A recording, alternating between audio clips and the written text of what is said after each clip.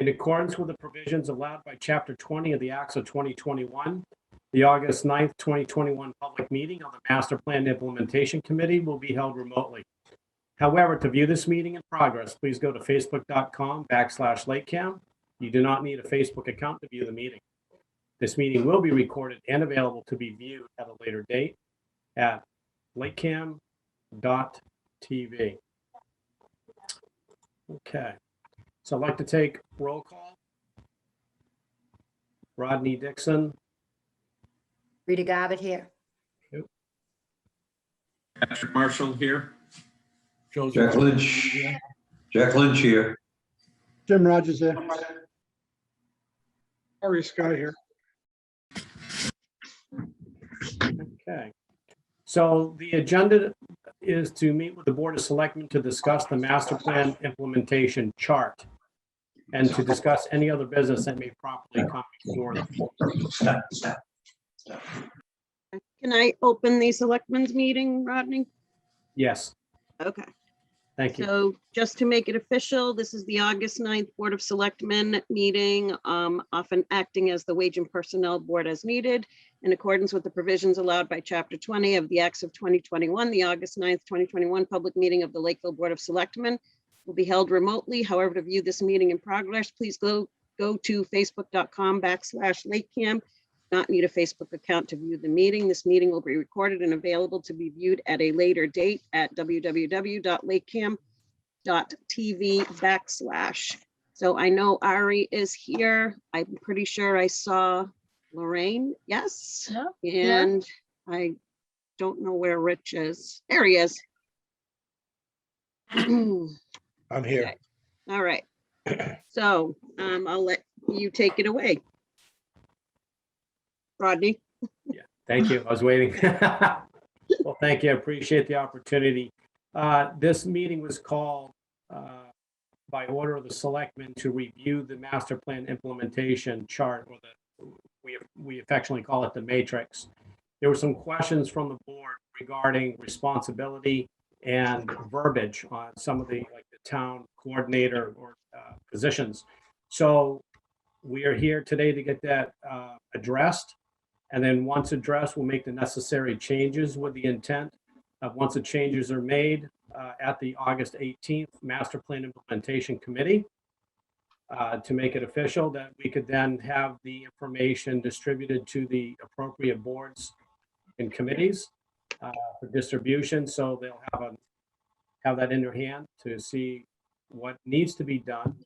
If and when things are done, that we can get this updated in as near real time as possible. So I would defer to the board, Mr. LaCamera, or whoever has any questions about the matrix, to please fire away. I think, as you mentioned, we just had a few questions on just making sure we know who is responsible for doing what. Because as you stated, the town, and as the selectmen have stated before, the town coordinator position isn't an official position anymore. So I don't know if either of the selectmen have any questions, but as far as I'm concerned, I wouldn't mind seeing that just saying town administrator or his or her designee, town administrator, and or his designee to do that. There's also, yeah. So look, it's going to be kind of a mishmash. Some of the town, assuming we hire the positions that we've planned to hire, the town planner will take on some of the town coordinator items and some of the town administrator items. The assistant to the town administrator, who's really town administrator's office, will take on some of the town coordinator items as well. So what might be best, given that you have the hearing before the hiring before you tonight, hopefully by the end of the month, we'll have be able to make some progress on the town planner as well. It might make sense to kind of come back and rejigger based on those hires. Just a suggestion. This is Rodney. I absolutely agree with that. I would rather do this once the positions are hired and they're confirmed, and that we can move forward making those changes in the master plan. Yeah. I have a pretty clear idea about how the assignment's going to work out from a staff standpoint, but I got to get the bodies into the slots. So let me defer to the team. Team, would you be amenable to having those positions listed in the matrix contingent upon the hire and then confirm it later? Or do we want to just go ahead and make those changes with these or not make the changes, excuse me, until the hires are done? What's your feeling? It would be better for the group just to make the change one time. Once you've designated the specifics and identified who the players are, then it's just easier for everybody to meld that into the plan. But to try and do it now and then have to change it later, to me, doesn't fit with what we want to try to achieve for efficiency. Right. Agreed. I Okay. agree. Thank you. I agree. Okay. Okay, so that might delay your August 18th timing a little, but I'd rather you do it once too. Once and one and done, and have it accurate. I'm hoping to have everybody on board by next month, but Okay. Well, we're pretty consistent with our meeting schedules. We do like to meet every month. The last one was canceled, obviously. There was really no need for the last one, but we're pretty consistent about getting these scheduled. So we'll stay in touch and make sure that we have a clear line of communication. Okay. Okay. All right. Were there any other questions about the master plan itself or the matrix at this point? Madam Chair? Yep. I'd like to see if we can try to address some of the other issues by the end of the month to Rodney. Specifically, some areas that, have been talked about having to do with zoning areas, the zoning changes, and one particular one that I know I brought it up before is the adopt an open space residential design bylaw. And that has been drafted, that was drafted 4 years ago. And I think that if it's under the responsibility of the planning board, I think the planning board needs to discuss that and kind of decide whether we want to do something or we don't want to do something. Because some of these things, as you know, Rodney, have been out there for a long period of time. So I'd like to see if we can address, that. The other area, we talked about economic growth and, priorities as to where, commercial development and business development and industrial development and looking at, where the areas, should be in town. And that's been open for a period of time. Now that may require a discussion, with the Board of Selectmen and the Planning Board and the Master Plan Implementation Committee. But I just think it's important that some of these things don't linger on until we can, at least till we discuss some of these things. I hate to wait another, month or whatever to address, some of those, issues. One of the things that on here talks about the Economic Development Committee. Now we have appointed Select Person Carboni to head up that committee. And I guess, Lorraine, I'd like to know, they haven't met in a long, long time. And excuse me. I apologize. They haven't met in a long time. And I guess, you can follow up to find out when they're going to meet so they can talk about that. Because if the charge is not what it should be, you should bring back to the board any recommendations, for that charge to make those changes. So that's one area I think that needs to be discussed. And I'd like to try to get an answer back by the end of the month on that, because if the Economic Development Committee isn't going to work, then we need to redo that committee and recharge that committee's responsibility.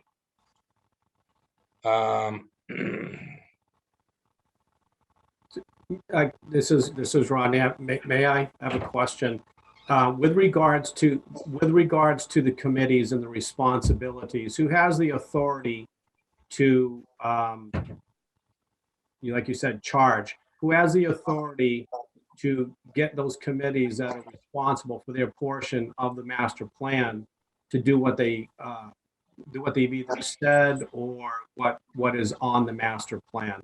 Because the role of the master plan implementation committee is just that, is to implement the master plan, but there's components within the plan that need to be addressed with certain committees and boards. Who has the authority to, let's say, encourage them to get the work done?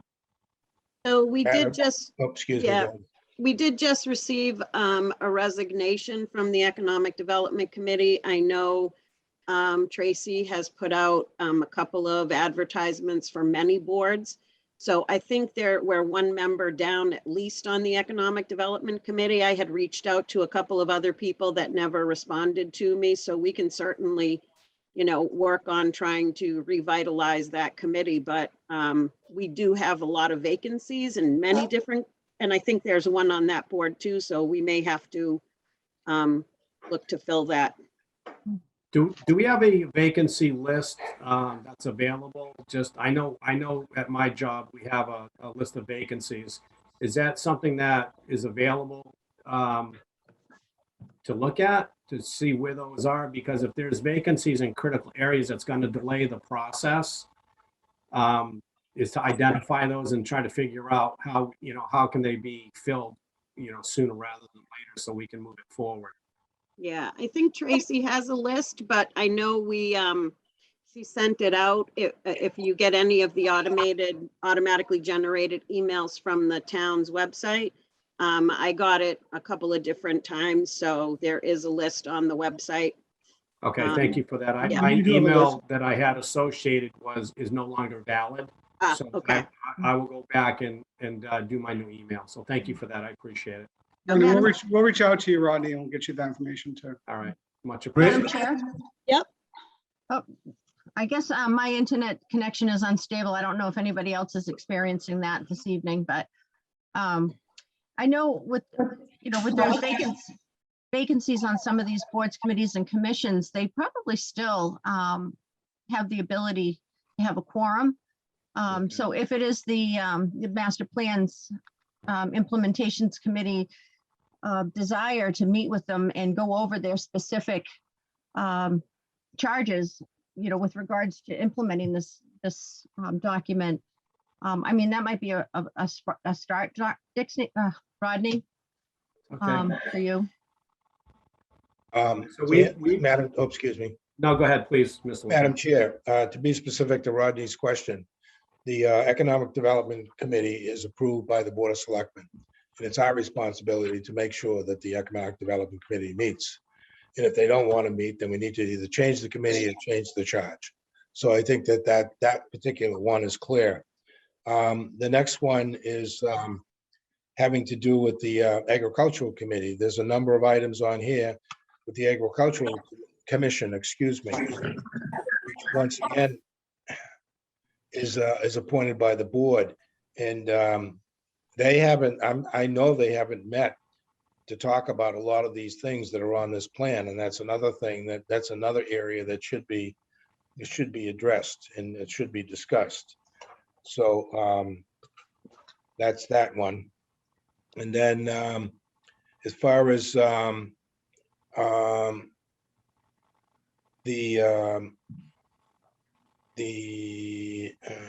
Historic Commission having to do with creating a historical district where appropriate and doing the studies and so forth and so on.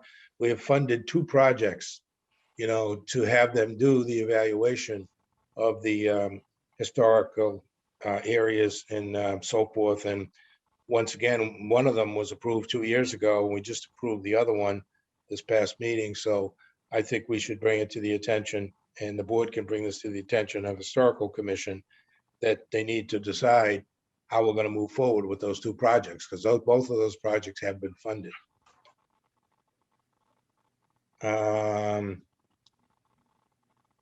The open space, We're going to actually discuss the CPA in a few minutes after we're finished with this meeting. So that is something that will be addressed. But there is a number of other things on this list that the Open Space Committee, needs to discuss along with the planning board, to address some of these areas, to move some of these things, forward. So as far as the services and facilities, I think that the Board of Selectmen and the new town administrator have a handle on all our projects they're working on, which is significant. We have a significant number of projects that are in the process, that we have funding already approved, and they next need to be executed. And I know that Ari has addressed, some of these issues, and is actually, we're going to be hiring some outside project management to manage some of these projects so we can get these projects done. And those are important, as well. So, I mean, those are some of the significant ones. There's other ones here, Rodney, that we could certainly talk about when we get back together. But I would just like to see some of these things moving forward. Yeah, as would I, and I guess one of the questions I have, and we may have mentioned it before, but I'm not sure, but it bears repeating, is it possible to get the master plan as a standing agenda item on the boards and committees to, so every month, whether it's a brief update or whatnot, but I think what happens is when people don't meet and we're not really in the forefront, it's not addressed until we address it.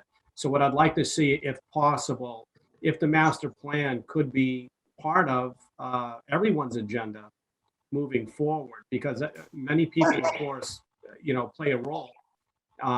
Instead of being, reactive, to be proactive and just throw it out there. I don't know if that's, something that we could do or suggest, or the Board of Selectmen could address, but it would be nice to have everyone, looking at the master plan, what their role is, and then acting on those items. And then we could, as a master plan, we could meet with them, quarterly if needed, or more frequently. Rodney, this is Jack Lynch. I'm on the planning board, and I can tell you that we regularly review the master plan and where we are on our participation in those items.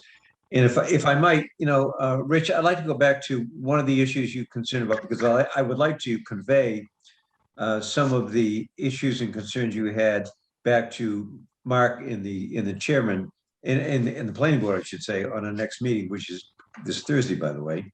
And that was zoning. Rich, you talked about zoning. Could you just reiterate your concerns there so I can accurately relate that to the board? Yeah, there was a couple of things that having to do with the zoning, Jack, having to do with the zoning for commercial, industrial, and business owned areas. Okay. Has to be reviewed as to whether it belongs where it is, and we need additional zoning.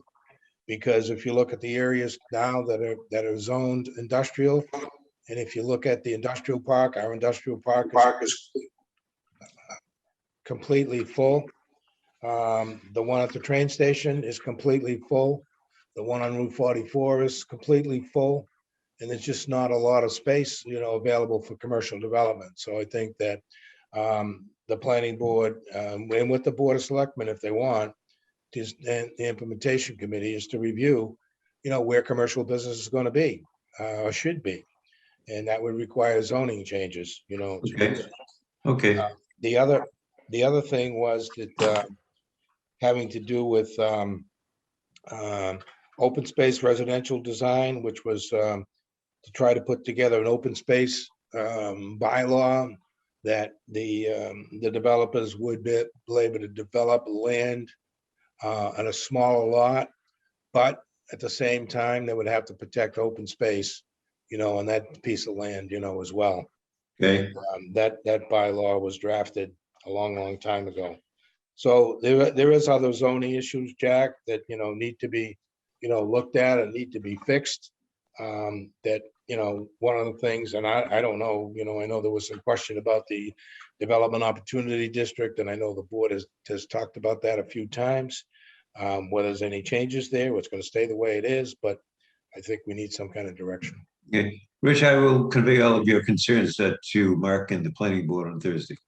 Thank And you. we do have a question from Rita Garland. Rita, Yep. Madam Chair. Yep. Rich, the other item was design guidelines for the planning board. That was something that we wanted them to work on quickly. Okay, I'll relay that. Yeah, so Jack, specifically was, the example I've used in the past was Walgreens, where Walgreens was probably 90% done, and it didn't, I guess, didn't fit the look, if you were, the residential or Lakeville. And there was a comment or a question asked about, oh, well, it's too bad that it couldn't be a more New England style. And Walgreens said, oh, well, we actually have that, but you never asked.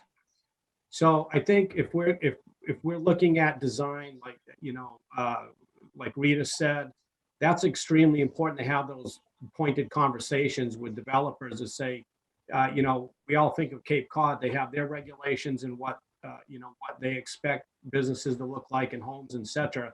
Right.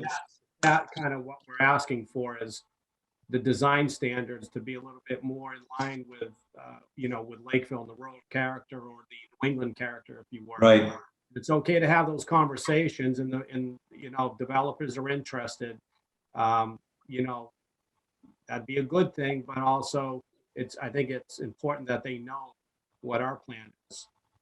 Okay, I'll convey your concerns to Mark and the board. Thank you. so at this point, it sounds to me like there's more work to do than, and like Rodney said, maybe it should be on everyone's agenda to sort of make some of these decisions in a very, timely manner. But I mean, I don't know if the master plan team is willing to do maybe just another workshop with some of these other boards, so all this work can get done at one time. Otherwise, I feel like we're piecemealing it all together from each different committee, and someone has to chase that around. That's why we did the matrix, and when we revisited the master plan at the beginning of the year, we were pleasantly surprised, but taken aback at the same time about how many accomplishments there were, but it was never documented. So it wasn't until Jim Rogers and I were talking about it after we found out. Well, it was more Jim, not we. I defer to Jim, but pointing out, yeah, we had 10 or 12 accomplishments, and they just were not communicated. And because they weren't communicated, we didn't know. But once we found out, we were like, well, we need to get this information onto a matrix to show the people, listen, there's been a lot of time and effort spent on this plan. Here's where we're at in time. These are the accomplishments, to show progress versus having a static plan that just sits on the shelf somewhere. Madam Chairwoman, this is Jack again. I will take on the responsibility of conveying this information to the planning board and then getting back to us, the master plan folks and you, as well as the Board of Selectmen, as to what action we're going to take. Okay. All right. This Jim Rogers for a second, but no, one of the things that your comment was that we sort of coordinate with the groups. We've always just sent them a copy of the matrix and told them to report back to us. In some Okay. cases, what you got to do is got to say, okay, let's sit down and talk about what are your rules and expectations, not just look at a list and say, oh yeah. To coordinate it might be just a meeting with one or more of the members of the master plan committee, with each committee for 20 minutes or so, saying, okay, here's what we expect from you in feedback, so that we can put this before the selectmen and before the planning board, saying, okay, we have a plan. Right now, I think some of them, I'm just looking at it, says, okay, we gave them this assignment, Right. and eventually they're going to have to catch up to it. So it might be better if one or two of the group met with each committee and just went through how we expect this to deal in a plan format rather than just in segments. Okay. I mean, that does sound like a good idea to me. Madam Chair, Yep. I'm gonna follow up on Ari's suggestion that, we're hoping, if all goes well, that we'll have a town planner and an assistant, assistant to the town administrator. And I know that he has some definite ideas on how that all is gonna be handled, especially with the town planner, which is important, which is very, very important to all the planning boards and very important to the implementation, committee, master plan implementation committee, open space, conservation, and so forth and so on. So I'd like to follow up with our meeting at the end of the month, Rodney, whenever that is. And then at that time, maybe Ari can give us an update on what his plan is to try to accomplish better communications, among the board. Because I think Ari, I'm not speaking for you, but I believe that the town planner is going to take on a lot more of these responsibilities as well. That would be my intention, yes, sir. Anyways, that's my suggestion. Yeah, But no, Jim's is a good idea. Yep. I do agree that, I think we have to get the other boards, like Rodney said, thinking about, answering some of these questions. So I think we have a lot in front of us right now, and I think we will wait to meet again, maybe the end of the month. Maybe Ari and Rodney can keep in touch, and we'll try to figure that out that way. Does that sound like a plan? That's Yeah. absolutely. Gary? Yeah, Ronnie, you and I can talk offline. I'll tell you what I'm thinking as far as staffing goes. Okay. And we'll plug that into. So All yeah, right. I'll give you a call. I'll give you a call this week. Okay, thank you. I appreciate it. So we're at 6:57. I assume you guys have to go here fairly shortly. Is there any other points of discussion or any other business that needs to come before the master plan implementation committee? The only thing I would ask is if you would just ask all your members, because I know it's a little warbly. I just want to make sure everyone got an opportunity to say what they might have wanted to say. So team, I would ask through Madam Chair, any additional comments, and everyone get out what they needed to? Get their questions answered? Do you have any questions that need to be answered?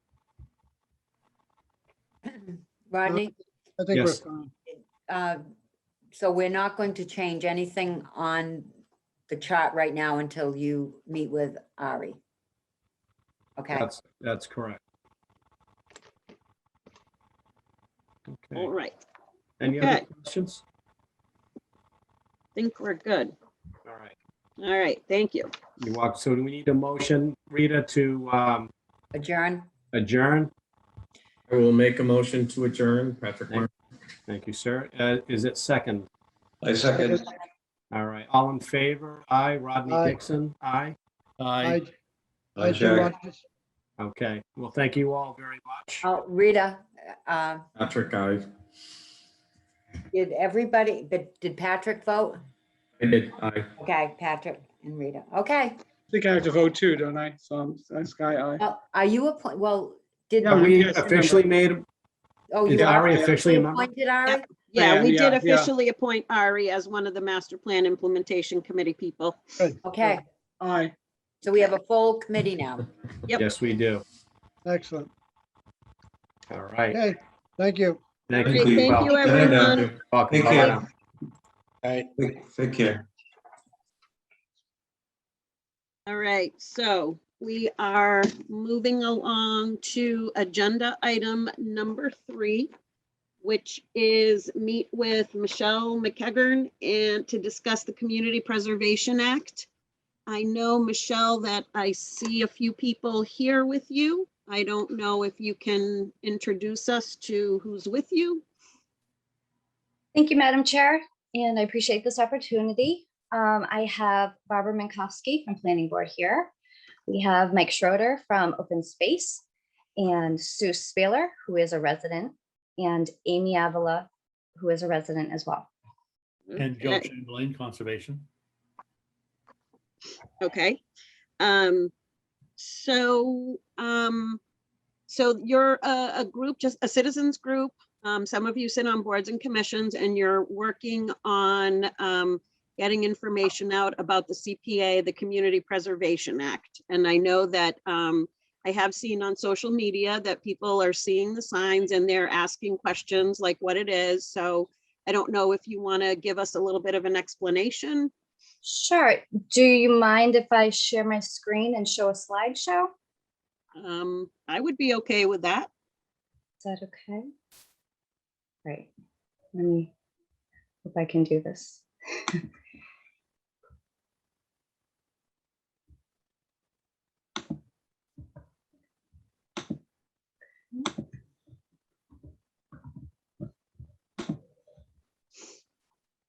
Back to the beginning here.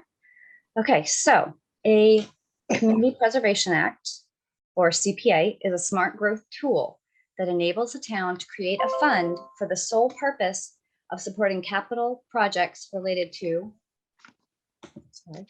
open space, historic preservation, and affordable housing.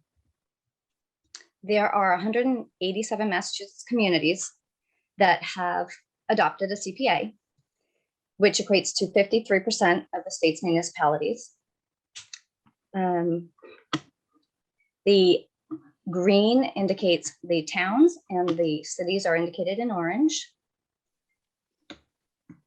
This fund would be established via vote at town meeting, followed by a vote via ballot question in the spring. Once adopted, the fund must support the three categories of open space, historic, and affordable housing. Here we have the fund distribution. So 10% for open space, 10% for historic preservation, and 10% for affordable housing. The remaining 70% would be used towards any of these three categories.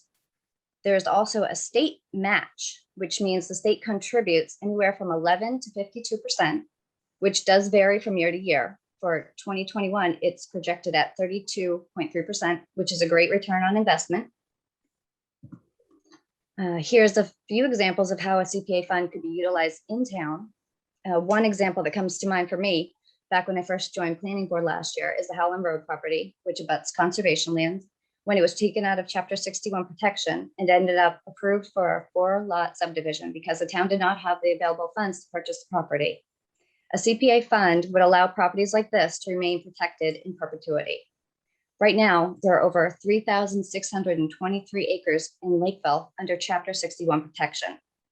Lakeville 2020 and 2030 master plan includes CPA as a goal on page 60 as well.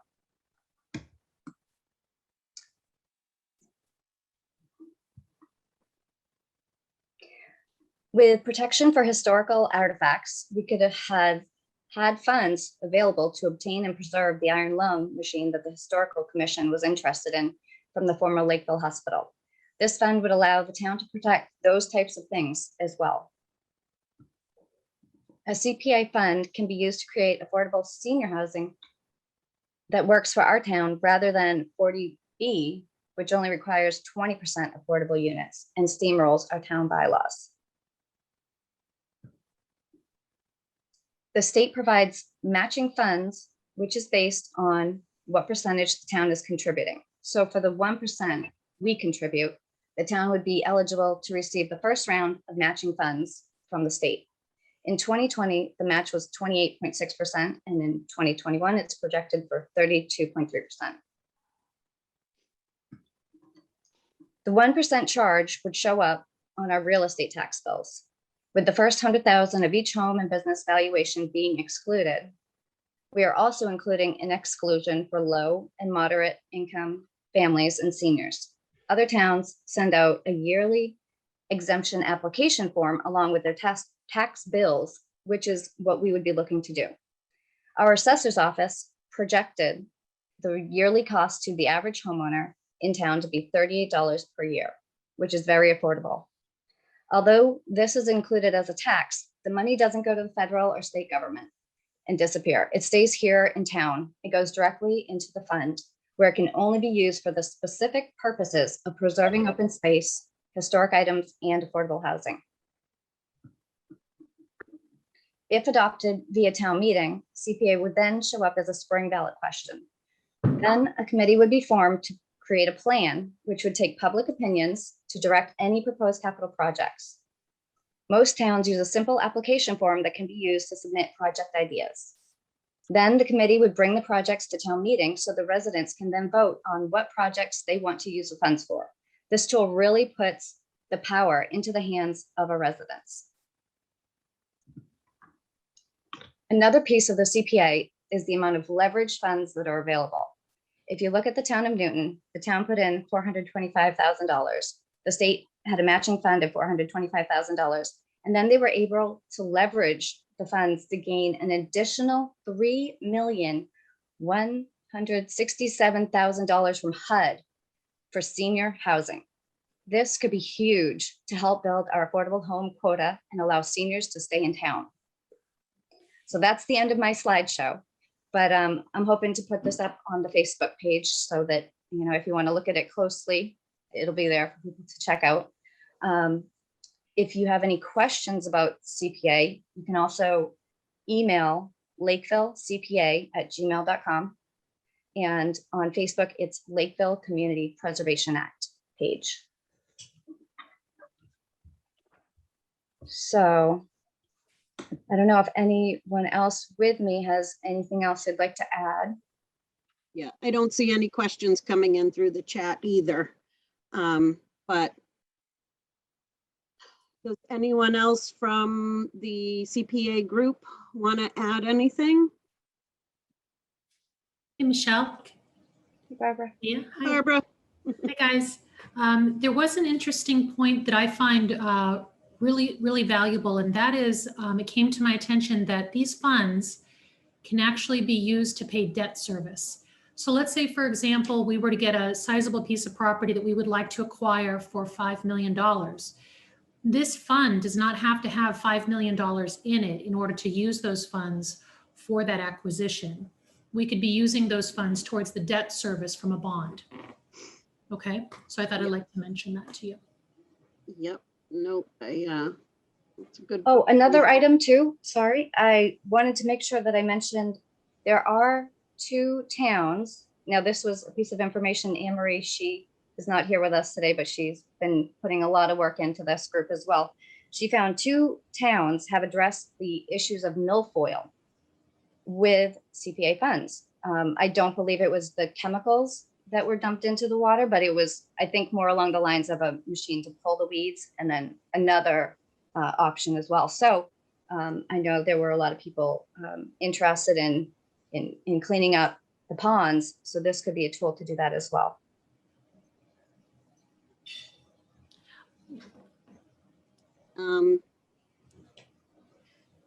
So we do have a question, and someone is asking us what affordable housing entails. So in a lot of the affordable housing developments, it usually, the traditional ones, whether they're 40B or it's 20% that goes to affordables. So it's often families or singles that fall below a certain income level, and they're able to purchase their unit at less of a cost, but it's usually 20% of the units. But this would be a little bit different if it's done through the CPA, through the Community Preservation Act, because it focuses a lot on senior housing too, right, Michelle? Yes, it does. Yeah. Oh, and back to the committee that would be formed. We already have it in our bylaws, so you can kind of look and get an idea of what that would entail. It does need to be tweaked because right now it does list a housing authority, and we don't have a housing authority in Lakeville. However, it's not a stumbling block. Plimpton, which also has a CPA, also does not have a housing authority. And instead of a member from the housing authority, they have a member from their COA. So because of that senior affordable housing component, it may work to Lakeville's advantage to have somebody from the COA on the committee as well to gauge the needs of our seniors in town. So the process now and on tonight's agenda, we do have an upcoming discussion about a fall town meeting. We don't always have a fall town meeting like in the spring where we approve our annual budget. But it is looking like we're going to need a fall town meeting. So once, the warrant is open, there's nothing we can do about it yet because we haven't even determined the date. We haven't even decided to officially have a fall town meeting. So that's when, you folks can ask us to put it on the warrant when the warrant becomes open, but there'll be further discussion on the fall town meeting, but I know that's why we wanted to get together so we could just explain what the signs are that people are starting to see and where they can go to get more information. So I don't know if you can just give because you have a Facebook page, I think, is that correct? Yep, there is. It's Lakeville Community Preservation Act. It's a page, so you have to search for it. Yep. And we do plan on having a website available soon, hopefully within the next week or so. Okay. But right now, if there's any questions, they can be sent, to that email address, lakevillecpa@gmail.com. Okay. So I don't know, anyone else have anything to add? Any of the selectmen or Ari? Madam Chair, I do see Sue Spailer has her hand raised. She would be able to add something. Okay. Sue? Hello, everyone.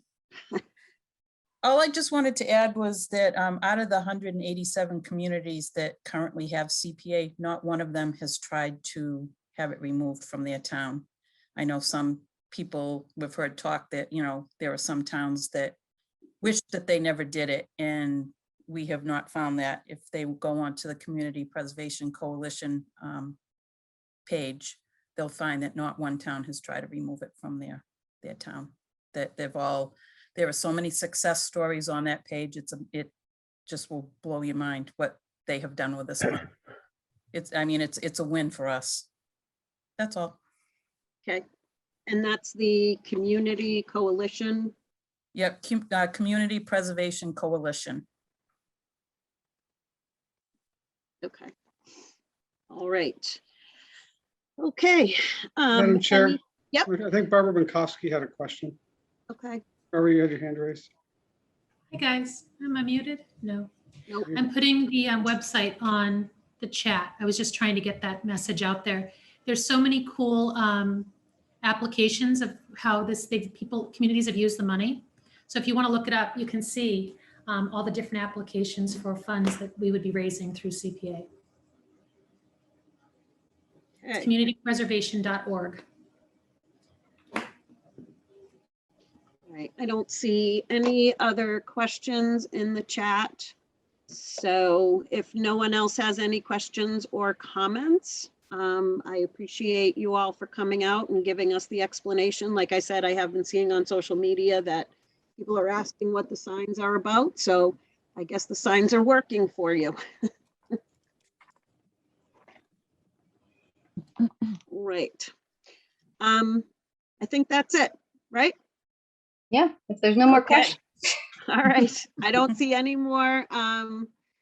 I know, yep, there was only just that one question, so I think we're good. All right. All right. Thank So you, we Michelle. do hope that you would consider, when the warrant opens at the end of the month, consider adding it. We'd be very grateful for that. Yeah, it would be great to have the board's support. It would be huge to have your backing. Okay. I know we're going to be talking about the fall town meeting towards the end of what looks like it's going to be a long meeting. So, but we have our list of potential items. So, okay. Thank you, everyone. Thank you. Thank you. You all. All right. So it is only 7:14. So I'm going to skip around because our next appointment is at 7:30. So we have a few minutes, so if the selectmen will try to follow me to agenda item number 11. I can get some work done here. So agenda item 11, discuss and possible vote to approve a request from Richard Coletti to be reappointed as a constable. He has written a letter saying, I'm writing to express my interest in continuing as constable for the town of Lakeville. We've checked with the police chief, and the police chief says that there's been no issues with him being a constable. So I will entertain a motion to reappoint Richard Coletti as a constable, term to expire August 12th, 2022. So moved. Second. Second. Any discussion? All those in favor? Carboni, aye. Camera eye. Fabian, aye. Let's see, number 12, agenda item number 12, discuss and possible vote to appoint a representative from Lakeville to serve on the MBTA Advisory Board. It says, this is from the MBTA Advisory Board. In your packet, you'll see it says the MBTA Advisory Board is authorized by and organized under Mass General Law. The legislation names a chief executive officer to serve as the MBTA service district as the member, which I guess is me. So I wouldn't mind doing this if someone wants to make a motion, or if someone else wants to do it more than me, let me know right now, or forever hold your peace. Well, I'll make a motion that we appoint Chairperson Leah Fabian to the MBTA Advisory Board. Doesn't have a term on it though, so I No. guess it's, As long as she's CEO, so it'd be through Yeah. her term as chair. okay. All right, that's my motion. I'll second that motion. Okay, any discussion? All those in favor? Carboni, aye. The camera eye. Fabian, aye. So I'm gonna keep going here. We have a few minutes. Agenda item number 13. Review and possible vote to approve office supply and paper bid awards for Southeastern Regional Services Group. So Southeastern Regional Services Group goes out to bid for copy paper. We're part of that group. Accordingly, the winning bidder was WB Mason on both. So for office supplies, the town will receive a discount of 57.8% on office supplies and 32.8% on ink and toner cartridges. So I will entertain a motion to approve the bid for office supplies to WB Mason for a 57.8% discount on office supplies and 32.8% on ink and toner cartridges for the period of July 1, 2021 through June 30, 2022. So moved. Second. Any discussion? Yeah, I guess the question is that I have is it's unfortunate that they didn't go out to bid before July 1st, which they should have. Yep. That's number one. Number two, do I assume, Ari, that we have to go back and have to modify our discount for everything we purchased between July 1st and now? My understanding, Mr. Chairman, is that it's retroactive to July 1, so they haven't billed us for anything post July 1. At this Okay. point, so we're okay. Thank you. Okay. All right, so all those in favor? Carboni, aye. The camera eye. Fabian, aye. So for copy paper, the list is attached, the type of paper. So I just want us to do this right. I thought we just approved it. We Well, approved this- the ink cartridges. Yeah, You we- can office, yeah. office supplies. This one's for the paper because the paper's separate. I'll take a motion. So I'll entertain a motion to approve the bid for copy paper to WB Mason as presented for the period of July 1st, 2021 to June 30, 2022. I mean, I can read these if we need to read them into the record. I move we don't. Okay. I'll second that motion. All right. let's vote on the motion to not read them into the record because they're posted anyways. Carboni, Aye. The camera, aye. Fabian, aye. Okay, so on this motion, any discussion for the copy paper? So the first one was office supplies other than copy paper and ink and toner cartridges. This one's for copy paper. Any discussion? I moved the motion. Okay, You made the motion, Leah, so Okay. I'll move it. all right. Are you seconding that motion, Lorraine? You're, That what you're can you saying? second, Rich? I'm sorry, I'm confused because Yep. Lorraine said you made the motion. Did you make the motion? I said I'll entertain the motion, Okay, so thank she you. said Moved. so moved. Okay, Okay. second. All right, any discussion? Okay, all those in favor? Carboni, aye. The camera, aye. Fabian, aye on the paper. Let me look at the clock, 7:21. I'm going to skip 14 for now and go to number 15. Discuss and possible vote on request from Lakeville Arts Council regarding permission to place signs for the annual Arts and Music Festival. So attached is a request from the Lakeville Arts Council to place signage for the Arts Festival. It says I'm writing as a member of the Arts Council and 2021 Festival Committee to request permission from the selectmen for signs to announce the annual Arts and Music Festival 1 and 2 weeks before the event takes place on October 2nd. A request to the Lions Club Board members to place a 3x5 A-frame sign on their Main Street property 1 week prior to October 2nd has been approved. Thank you to the Lions Club for that. We would also like permission to place a 3x5 A-frame sign on the island at the intersection of Precinct Street and Route 79 1 week prior to October 2nd. And Joanne Querier Upham says she will contact Chief Perkins to review and approve the sight line once it has been placed. The festival committee also requesting permission to place up to 25 wired lawn signs around town on private property only to announce the festival. And we are requesting permission to again place a banner 3 feet by 10 feet with Franklin Moniz, DPW director, with his assistants on the corner diagonally from the historic library at the top of Dick Rendyron Square, with the sign facing the street 1 week before the event on September 27th. And all signs and banners will be removed Monday, October 4th.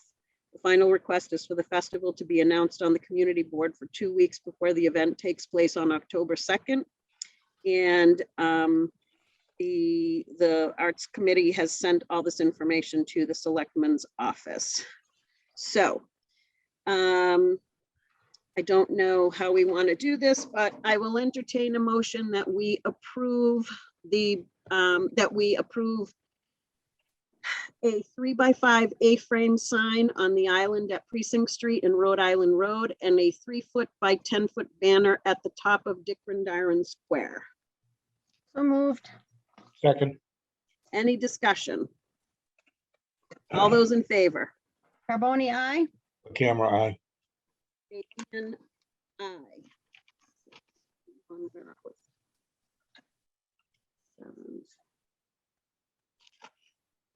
Okay, thank you to the arts folks. They put in a lot of work on that.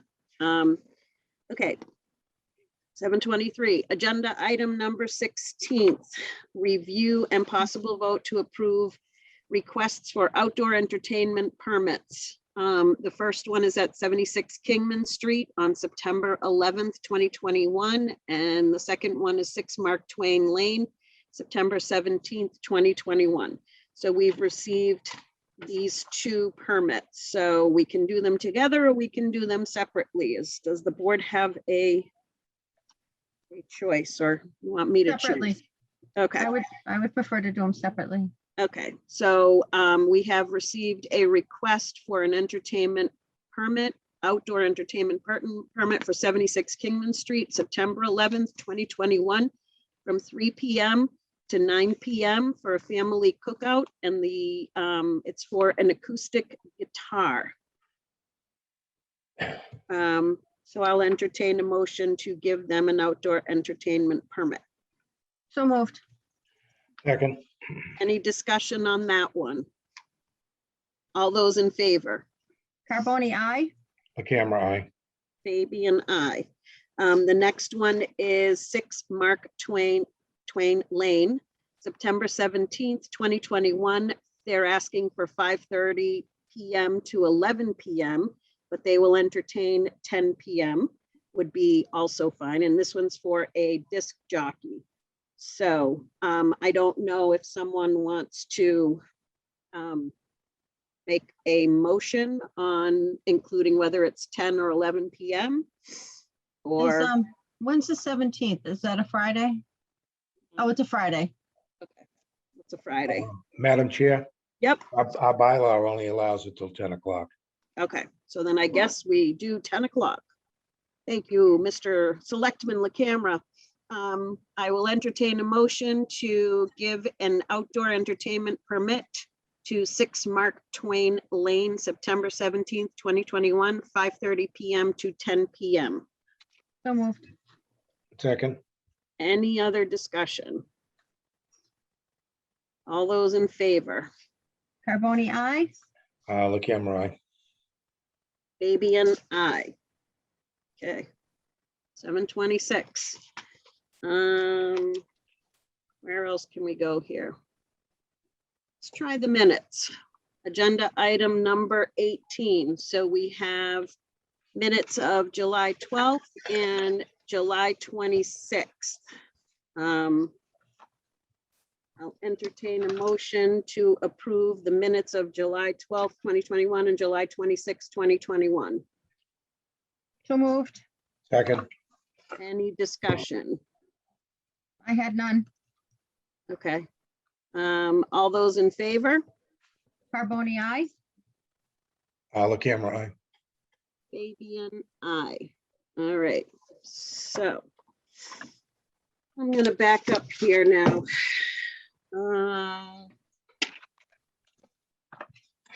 It's 7:27, but I just want to see who we have here. Let's see. Changing my view so I can see everybody. All right, so if the folks who are here from the registrars, if you can turn on your cameras and maybe let us know who's here, that would be great. Hello, Leah. Hello, everybody. Lil. Hi, Hello, Lil. Lil. Hello. I think we have Dave, our chairman, but we don't have Susan. She won't be joining us today. And I believe one of our other members is here. Okay, Yes, so we have a quorum. We have Okay. Wally here. Yes, sorry. That would be my mother. That's mine. Okay, so we have with us Nancy, Lil.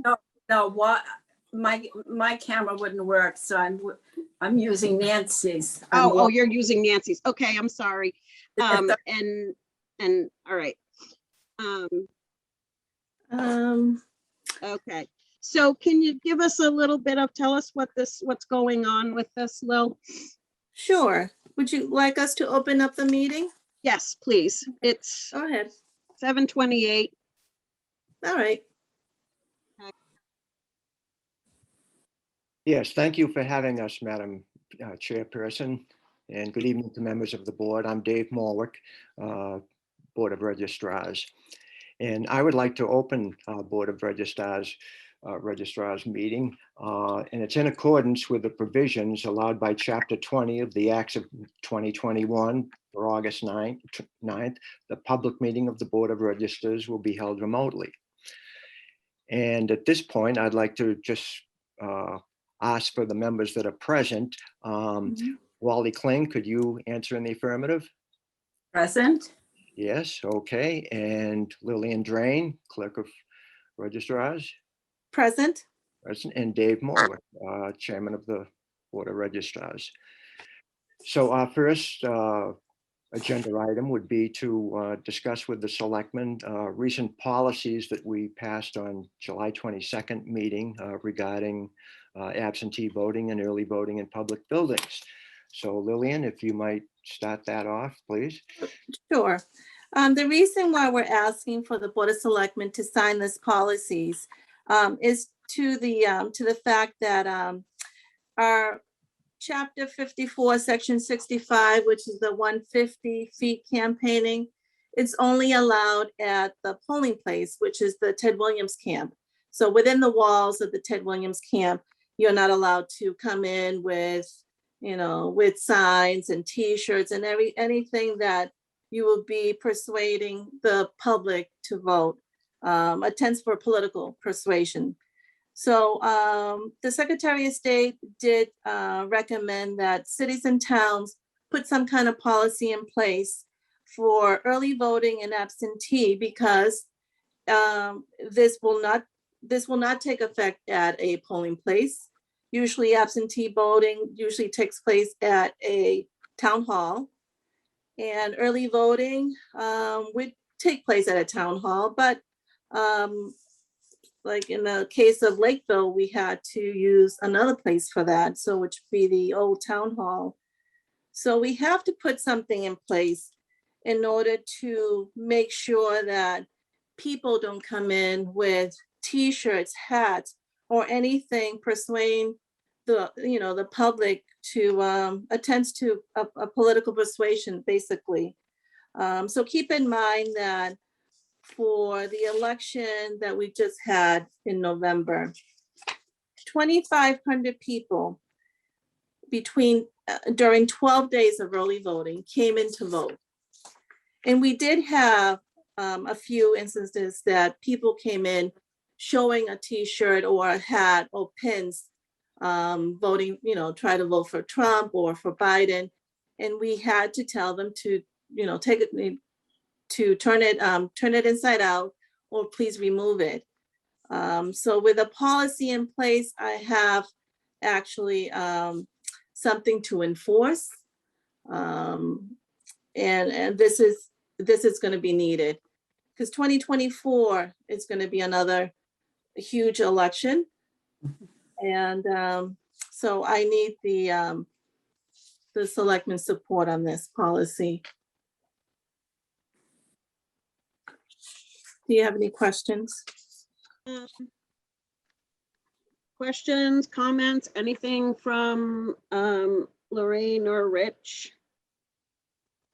No, I think this is pretty clear. I mean, especially when, not our polling places, and we've kind of expanded our locations. I think it's really important because it's not at one location. Nope. So correct. Something could happen to 2 Precinct Street, which is our old town hall, and we might have to have it at the police station or the senior center. So at least this is covering all municipal buildings. So I think that's kind of what's confusing me a little bit. It's only municipal buildings during that are housing an election. The housing and early voting. Okay. And God forbid something, I can't have absentee voting at the town hall and has to be somewhere else. It would also be for that as well. So any place where someone would come in to fill out an early ballot or drop off their absentee ballot, is that what it is? Correct.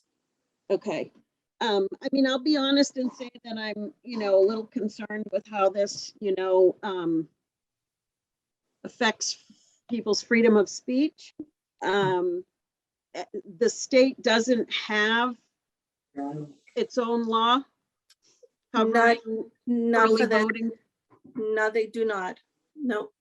Okay, sure. I think Mr. Morley wanted to say something.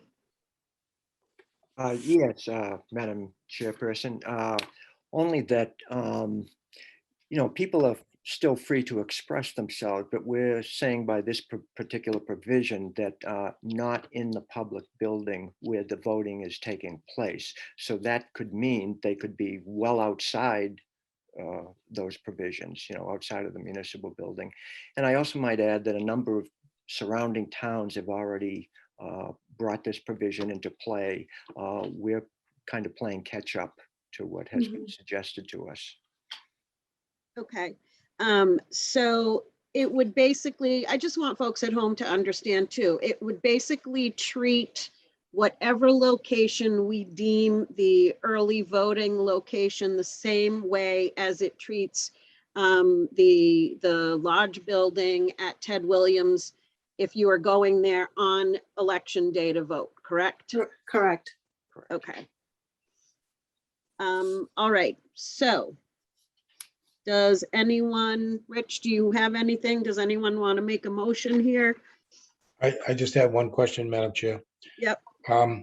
Dave or Lillian, this specifically says 346 Bedford Street, what your recommendation is here. Correct. Okay, so, and it only applies to, help me out, it only applies to early voting and absentee voting Correct. at the town hall. And correct, and early voting and the municipal building. So I didn't put the address at 2 Precinct Street because that can change. No, I understand that, Lillian. Yeah. My next question is going to be, like you point out, what happens if we have to do absentee ballot voting at another building? Shouldn't this say use for early voting / absentee ballot as well? I think it says that. On the first one, it does for 346 Bedford Street. Yes. But So the last sentence, it only says for early voting. correct. So I'm no, just trying to throw it out in case you have to change it, that's all. so the intention is all absentee voting, if it takes place at 346 Bedford Street, not to have this policy in place, and also any early voting that will take place at a municipal building. No, I understand that Yeah. point. The point is that what happens if you can't do absentee ballot at the town hall for some particular reason? Just like you said, oh, I can't do early voting at the old town hall, I have to go to COA, I have to go to the police station. Wouldn't you want to make it more broad? So, you know. I can I'm reword just that. throwing it Sure. out so you don't have to come But back, but usually that takes place at the clerk's office, so no, I unless know. unless the clerk's office is flooded or Yeah. the town hall it burns down, yes, I can see your point. Yeah, I don't know, just make a suggestion, that's all. yeah. Okay. So does someone want to make a motion? Yeah, I can make them, go ahead. Go ahead. Rich. I'll make a motion to approve the Lakeville Board of Registrars absentee ballot voting, early voting policy dated July 22nd, 2021. I'll second the motion. Any further discussion on this? Will, you're Okay. gonna make that change on? Yeah, I'll make that the change. Okay. Yeah. All right. And I'll have the Board of Registrars come in and re-sign that. Okay. Okay. So, all those in favor? Carboni, aye. LakeCAM, aye? And Fabian is going to abstain. Okay. All right. I think that's it, right? Okay, well, we simply have to, Madam Chairperson, to accept our minutes as part of our Okay. Board of Registrars. So I would make a motion to accept the minutes of July 22nd of the Board of Registers. Do I have a second? Go ahead, Mom. I second. Yes, thank you.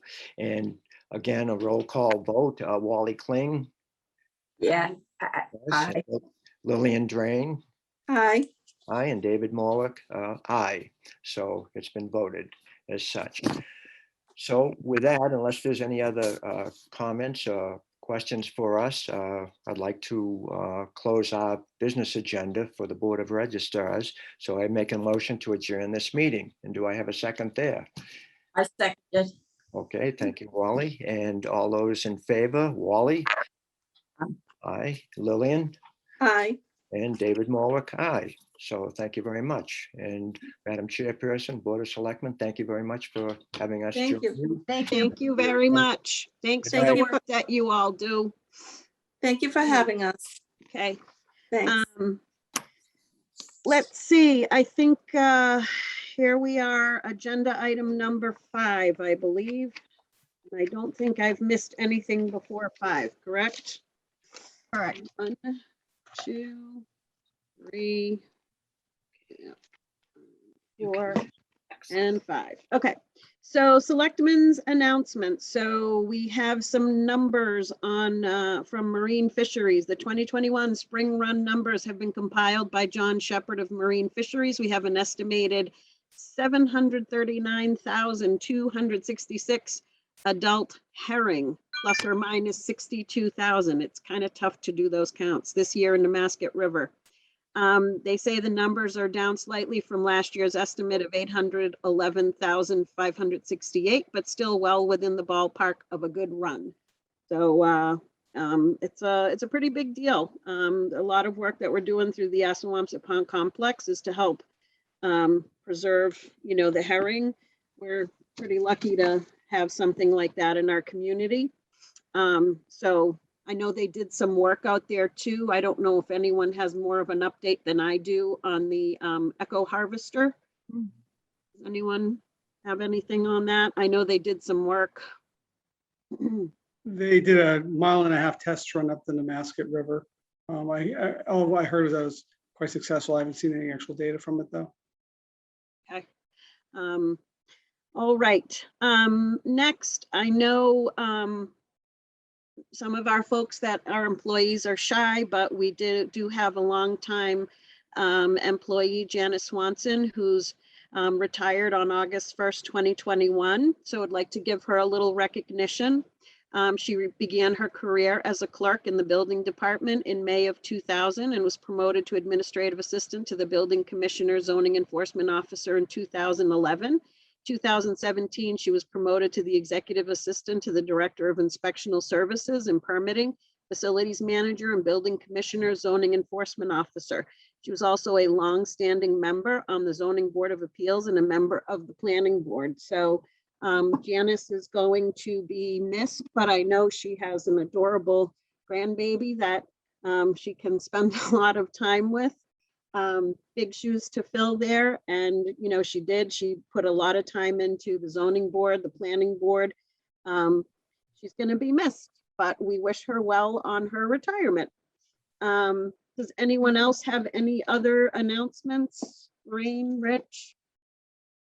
I think I'd just like to thank Janice. I've known Janice for a long, long time. And once again, just as you said, she's done a good job over the years. She was a great employee and she's surely going to be missed. So. Yep.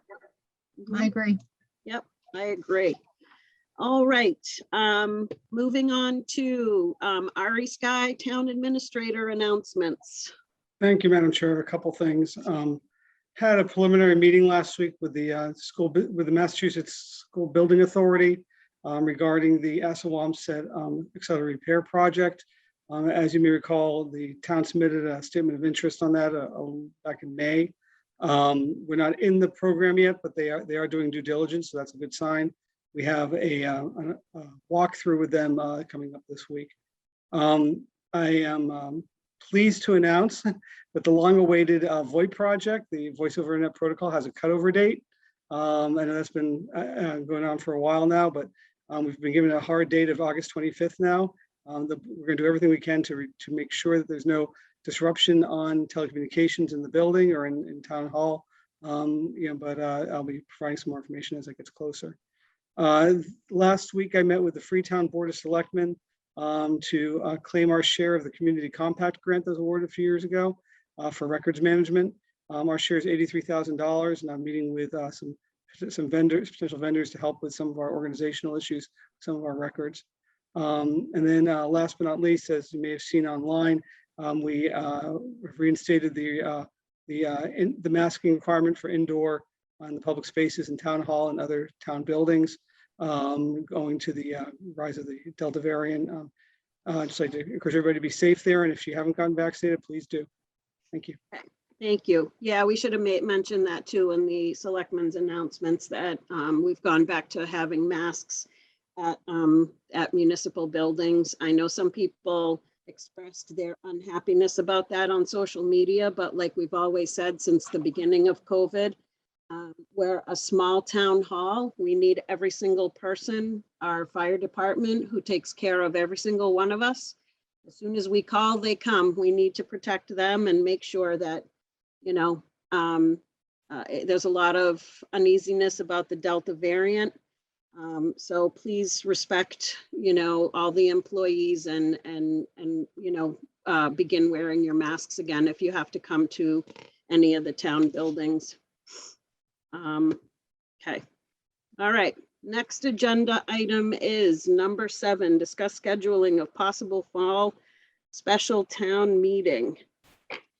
So I know Tracy laid out for us a whole schedule here.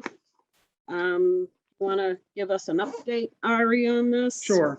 So we have 8 potential items.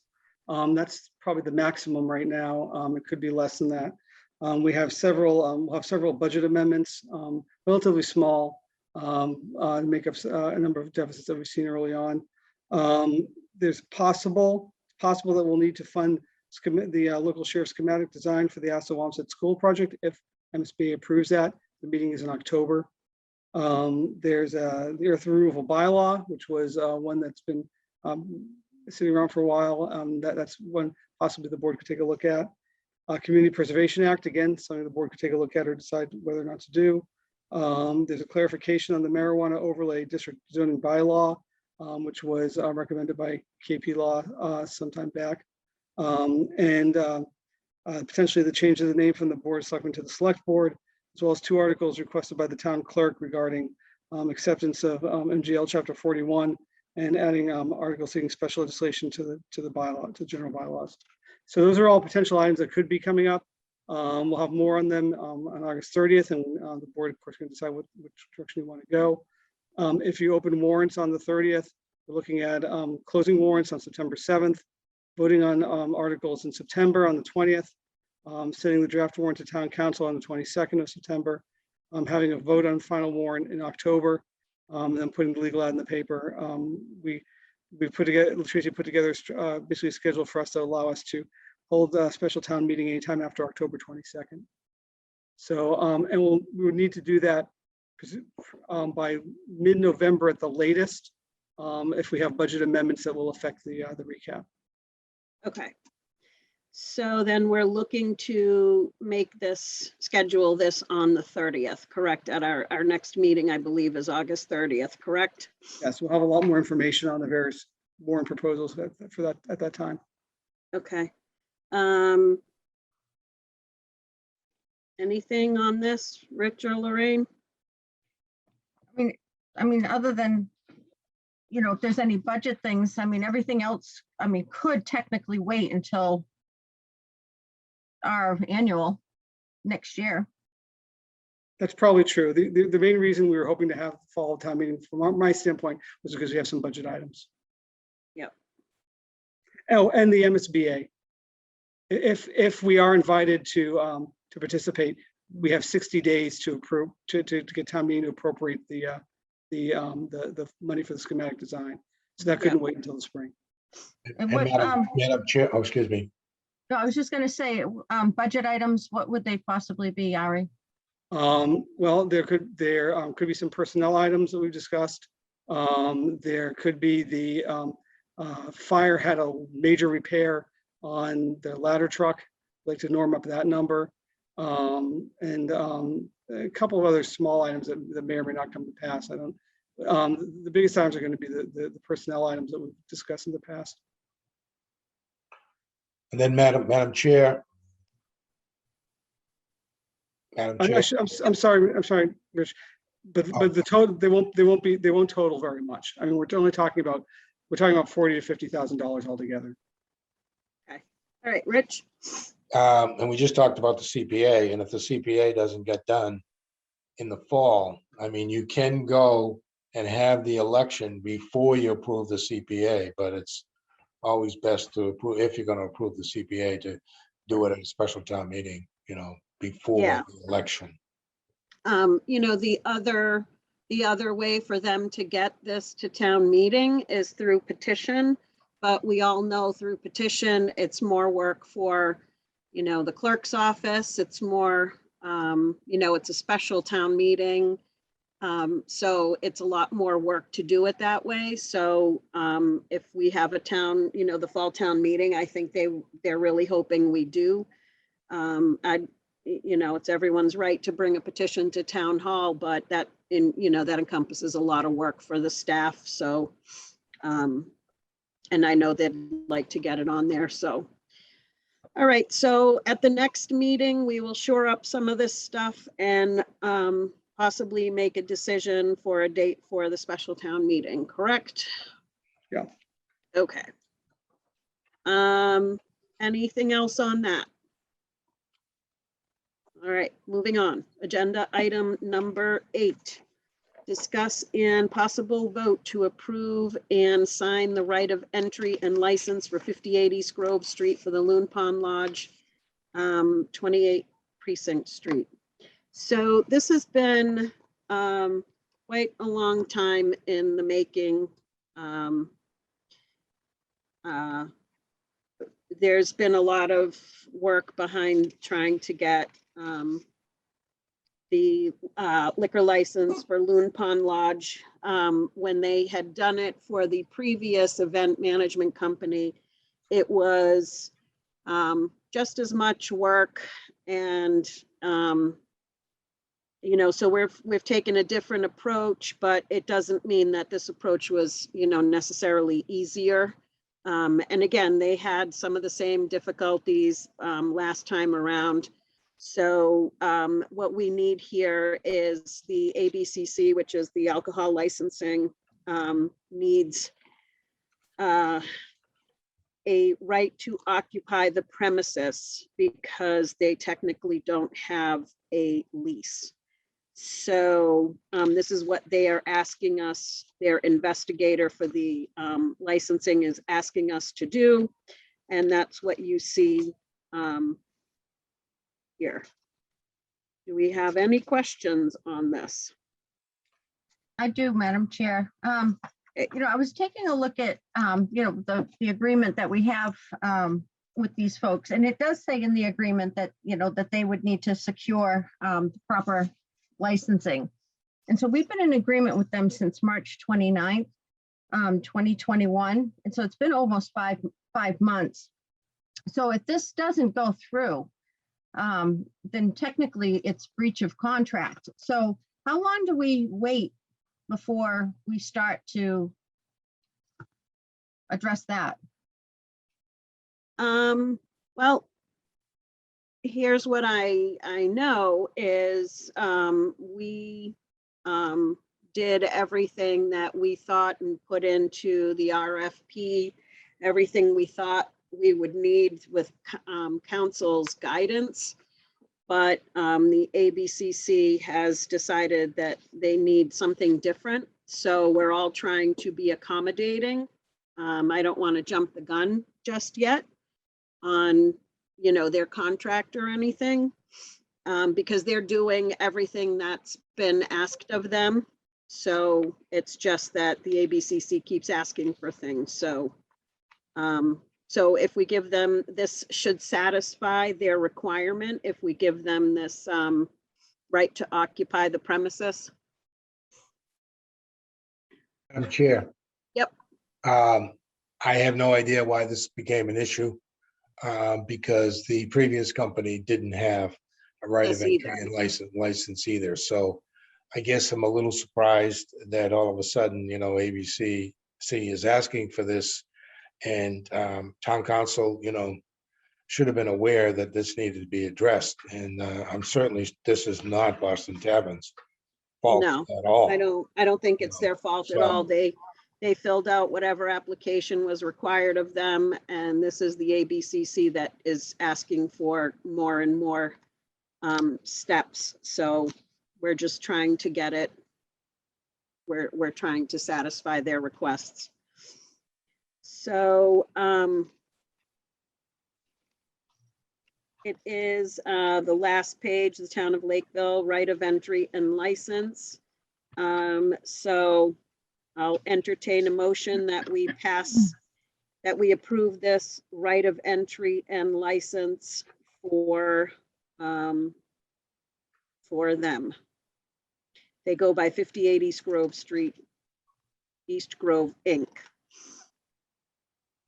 So moved. Okay, Second, any discussion? All right, all those in favor? Carboni, aye. LaCAM, aye. Fabian, aye. All right, so that is.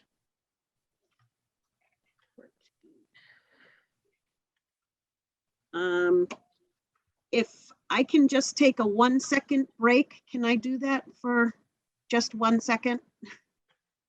I'll be right back in 1 second. Okay. Ari, you want to sing? No, it's certainly up our, the number of people watching on Facebook. Or not.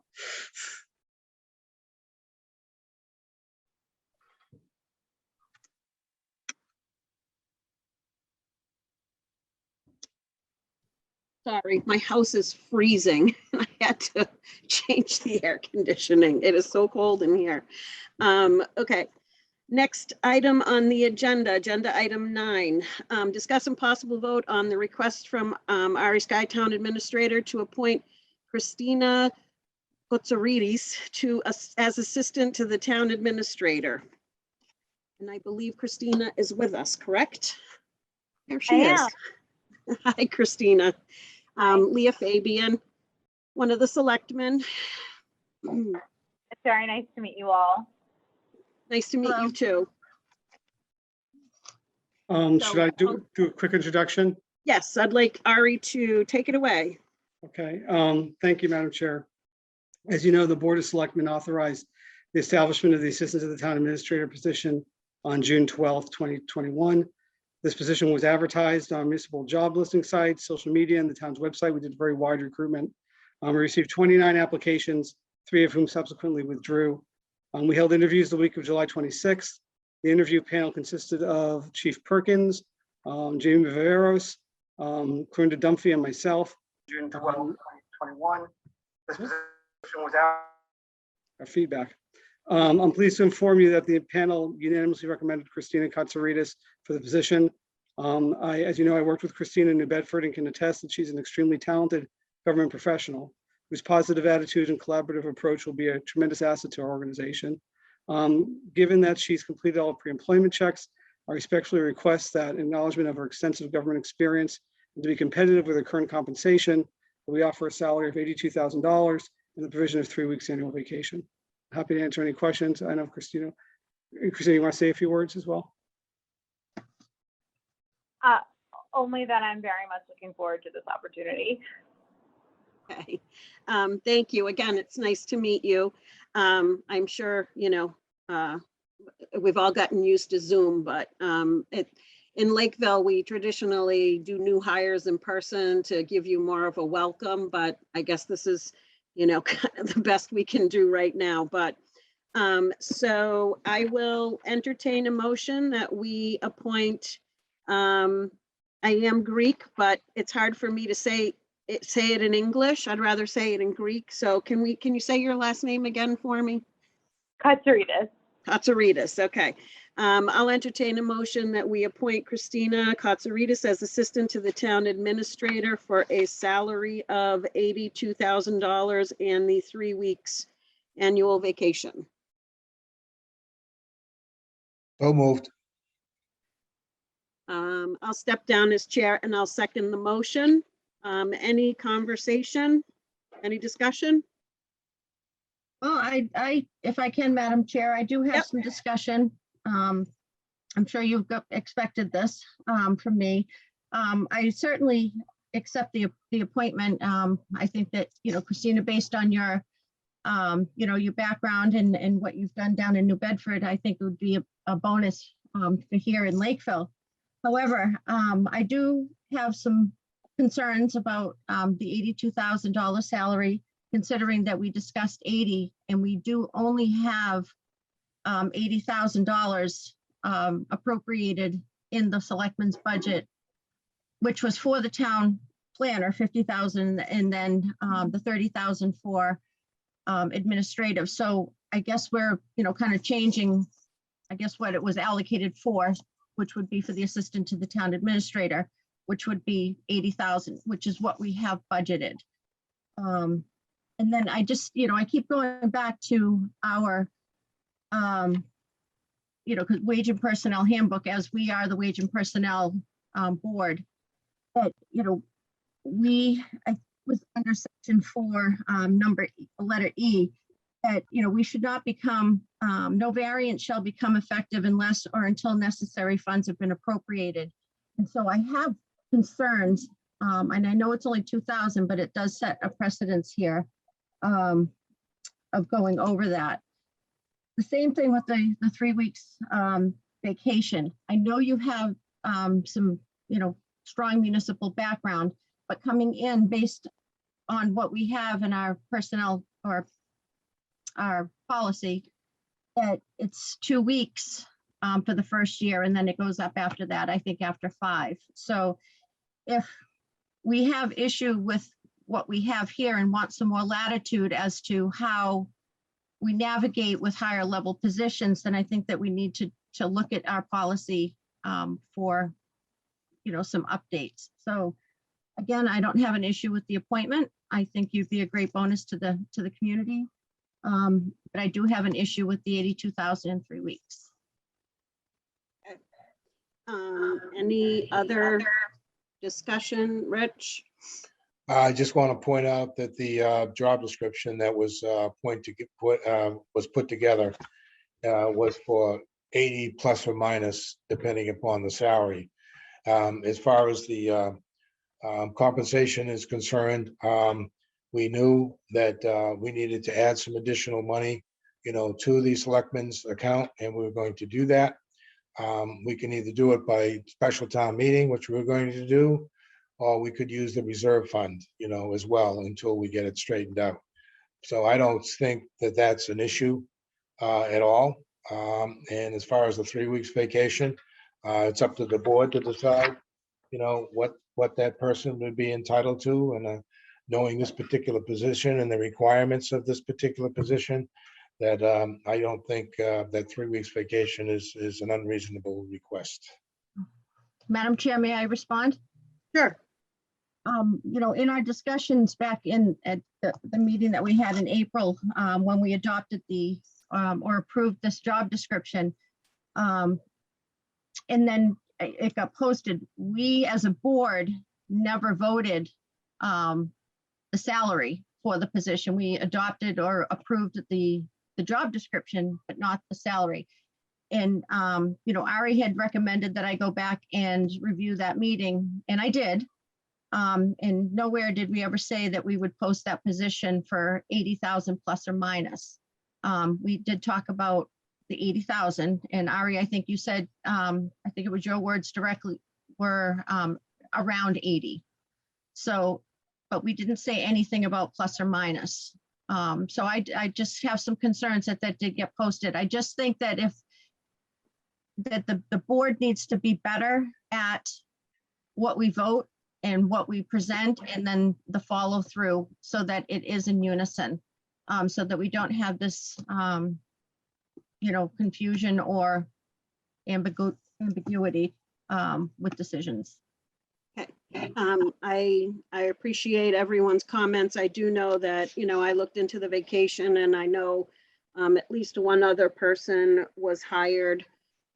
So while you may be correct, Lorraine, that we should look at it, I think right now we need to assist Ari in getting a team in place that, we can start evaluating lots of things in our town hall. And I think Christina is a good hire. So with that being said, all those in favor of the appointment with the 82,000 and the 3 weeks vacation. All those in favor? LaCAM, aye. Fabian, aye. And any opposed? Carboni, nay. Okay, so motion passes.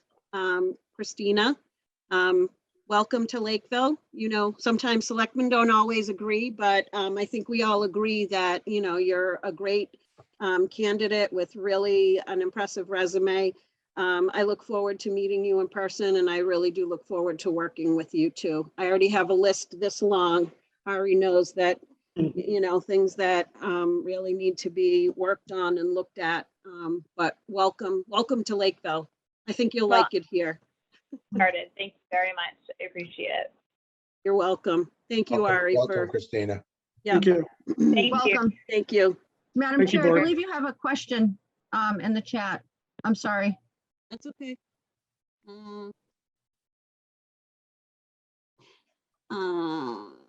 Out of the planner budget. So Barbara Mankowski is asking us questions, Ari, about funds that are allocated for both the planner and the admin, or is all of that being carved out of the planner budget?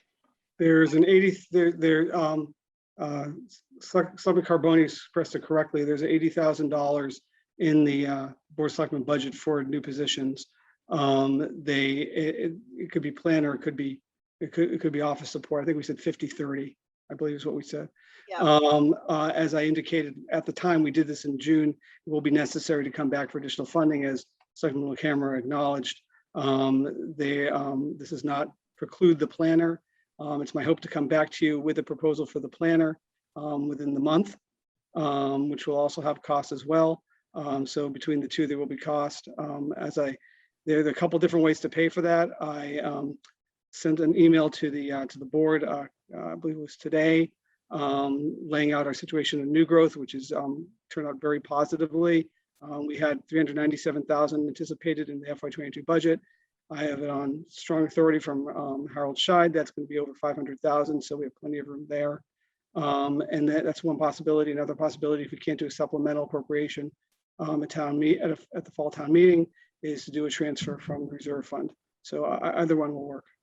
Yeah, and I'd also like to note that, you know, we raised the salary when we were looking for a town administrator because we wanted a really strong candidate. So it's just my personal opinion that we have to give, you know, Ari the tools he needs. So while we typically wouldn't do things like this, this is a one-time, I mean, we're hiring a planner for the first time ever.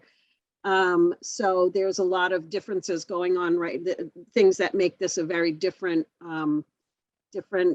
experience here, why we may be doing this. I agree with Lorraine. I don't advocate for ever spending money that, you know, you don't have, but, you know, I think if we're going to be successful, I think we need to put some key people in place, including the upcoming town planner. So I think that, and like I said, you know, it's nice having Ari in place so he can keep track with the assessor's office on the new growth. So I think we're in a pretty good place to do this right now, but I think it's also a really important time for our town to do this because we have to just gain some control over some things, and we need the right people to do that. So, all right, that took care of that question. Thank you, Barbara. Just to follow up with Barbara, so Barbara knows that, I assume she knows that that Mark Knox and chairman of the planning board, and John Oliveri from the chairman of the Board of Appeals, and Nate Darling, zoning enforcement officer, and Ari has been interviewing people for the town planner, and we hope, I think as Ari is saying, they will hope to have a decision, you know, very shortly as to which person he would like to bring forward to the board. So we're moving ahead with that because we think the town planner is very, very important to have in place, and especially having to do with the master plan implementation and so forth and so on. So Barbara, we are committed to doing that, as we have said, and we're moving forward with it. Yep. All right. So thank you, Christina. Look forward to meeting you in person. Thank you very much. You can hang out with us if you want. I turned my camera off, but Okay. I will stay. All right, excuse me, thank you. Excuse me. All right, next is agenda item number 10. We have with us Nate Darling. So we I don't know if you heard us before, we all know we're gonna miss Janice, and this appointment that you have asked to be made is for her replacement. So we are all definitely gonna miss Janice. I mean, she did a lot of good work. It's gonna be hard to fill her shoes, but I understand that you have a great candidate. So agenda item number 10 is discuss and possible vote for appointment of Clorinda Dunphy as Executive Assistant to the Director of Inspectional Services and Permitting, Facilities Manager, and Building Commissioner, Zoning Enforcement Officer. I know, Nate, that you submitted some information. I do know that today some of Clorinda's background was sent to the selectmen. So right now I will entertain a motion to appoint Clorinda Dunphy as the Executive Assistant to the Director of Inspectional Services, Permitting, Facilities Manager, and Building Commissioner, Zoning Enforcement Officer at the $65,558 salary. Is step 6, right? In that Step level? 6, yes. Madam Alright, Chair, Madam Chair, I don't think you have the right number. I think it's like 67,525, Is that what it is? Yes. according to, thank you. Okay. Sorry, I must have been looking at a different budget.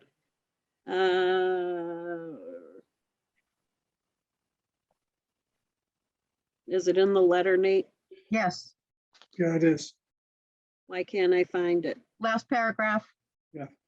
Third paragraph, third line down. 67,525. $67,525. So moved. Okay, Second, all right. Any discussion on this? I think you have a great candidate, Nate. I agree. Clorinda has been with the town for a few years now, and she's done a lot of great work for us. You know, your office is a real busy office too. So I think she's going to do well there. I don't, you know, lots of changes going on here, lots of changes. So Looks like I got another vacancy to fill. So yeah. yeah. Yeah, it looks like we're gonna have to fill another vacancy. Anyways, again, I know you interviewed a couple of candidates, and Clorinda was the one that was picked by a team of three people that did the interviews for you. So if there's no other discussion, all those in favor of Clorinda's appointment? Carboni, aye. LaCAM, aye. And Fabian, aye. All right. Anything else, Nate? No, but I'd just like to thank the board first and foremost in their recognition of Janice Swanson. You know, set aside the fact that she always referred to me as the kid. I will miss her tremendously, and thank you very much for your support with Clorinda. She's going to help me out a lot. I think the world of her, and thank you. All right. All right. Thank you. Madam Chair, can we Yep. ask Nate Darling, the zoning enforcement officer, stay on while we review 310 Kenneth Wells Drive, please? Sure. Can you stay on, Nate? You got a few minutes? Absolutely. Okay. So we are at agenda item number 14th, which is a request from the planning board for comments from the Board of Selectmen regarding the site plan of 310 Kenneth Welch Drive.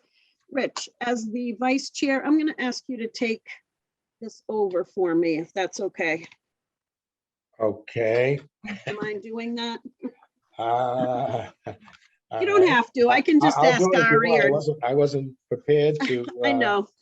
To do this. That's all right. I can ask Ari or Nate to give us a breakdown of what it is that they're exactly looking for. Okay. The one works for me. Okay, go ahead, Ari, you can do it. Okay, so the proposal is from Nature's Remedy, AKA, or soon to be known as Jushi, to add a 10,000 square foot second story to the facility at 310 Kenneth Welch Drive. Hello, Kitty. Sorry. Which where was I? Okay, to the facility at 310 Kenneth Welch Drive for administrative purposes. That will free up space within the existing facility to allow them to achieve the maximum space of 50,000 square feet. Currently, the operating currently the cultivation portion is 40,000 square feet. I believe that's, did I pretty much cover it all? Think so, right? I think Yeah, I was that just trying covers to it. pull it up quick. That sounded right on the money. It's a 10,000 square feet of existing office space utilized by cold storage. That 10,000 will be converted to office space for the marijuana facility. Okay. And that's on the second floor from what I mean, I remember I was part of the whole planning board support at the time that they had come originally in front of them. So I know I've been in that space. So looking at the plans, it looks like I'm very familiar with where that second floor is. So it's just that office space that's being converted down in, I guess, combined with their 50,000 square foot, right? That's correct. Okay. Yeah. All right. So it'll be a total of 60,000 square feet for their business, correct? Yeah, I believe that to be true. Okay. All right. Okay. So if the planning board is looking for our comments, my comment, it's probably an obvious one, but I just want to make sure that there's enough parking because there's a lot going on at that building right now. That's the only comment that I have, that I would hope that the planning board would take a look at that. They probably know more about the parking than I do at this point right now, but anyone else? No, I think you're right, Leah, about, especially with the roundabout that they had created. The planning board was pretty, I guess, driven to make sure that it met the requirements of the amount of people there. But with the expansion and the addition of people, I'm sure that the planning board is going to be reevaluating that. So I too mirror the concerns of the parking, but I'm sure that the planning board will be addressing that. Rich? They have this building, all the buildings have 4 businesses in them. One is Nature Remedy, one is Northeast Alternatives, another marijuana facility, one is cold storage, and another one is Sea Trade. Okay, and then actually there's 5 of them, which is a marijuana retail facility, which is Monroe, Associates. Neither Northeast Alternatives or the marijuana Monroe Associates is open at this point. And so there is a serious parking problem there now, okay? And so I have no idea where the additional parking is going to be. What they need to do is they need to do an analysis of what the load would be for all of these buildings and give that to the planning board so they can make a decision. I don't know where they would expand the parking, and they're talking about taking 20 spaces away from cold storage's building. But that's on the other side of their location of where their building is. So they got a big problem here as far as parking is concerned. So I don't know where they're going to go. Okay. It's usually Tracy that'll write up our comments and send them to the planning board. This is the board. This, Madam Chair, this is the Board of Appeals. What happened was that the town meeting changed the authority for permitting for marijuana facilities from the planning board to the Board of Appeals. Yes, to the Board of Appeals. But the way she has this written, it says the planning board is asking for our comment. So That's who the memo came from. yeah. So anyways, so we'll just make sure that we get that comment on parking with, mine and Lorraine's and Rich's more involved concerns. to both the zoning board of appeals and the planning board. And I mean, we have the building commissioner with us right here. I'm sure we don't have to tell him anything about parking, so. But you've heard it from us too right now, so. Madam Chair, if I may, just real quickly, your point is exactly what we need to do. The parking is a bit of a problem over there, and if a memo goes from the Board of Selectmen to both the Zoning Board of Appeals as a special permit granting authority and the Planning Board as the site plan review authority, that should be sufficient. And to Rich's point, that's typically parking is addressed by occupant load, greatest shift. And they should design parking to include handicap spaces by our bylaw. Okay. All right. So, Ari, we can work on that. Yep. You know, if Tracy can't get to it, then I'd be happy to work on it with you tomorrow. You got it covered. No problem. Okay. All right. Okay. So, I think we're done. I don't, you can hang out if you want, Nate, but we're going to move on to town administrator goals. So, I am good. Thank you very much. thank you. Nice to see you. Okay, so agenda item number 17. So this is finally the conversation that I've been wanting to have for a couple of months since Ari joined us on possibly voting on some specific goals for the town administrator.